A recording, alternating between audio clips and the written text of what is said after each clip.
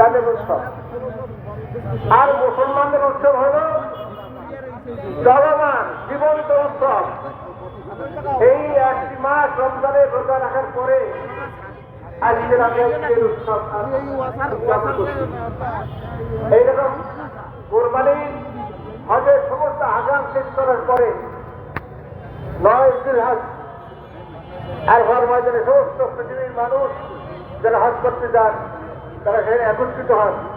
তারপরে 10 তারিখ মেনায় গিয়ে কোরবানি করেন। সেই কোরবানি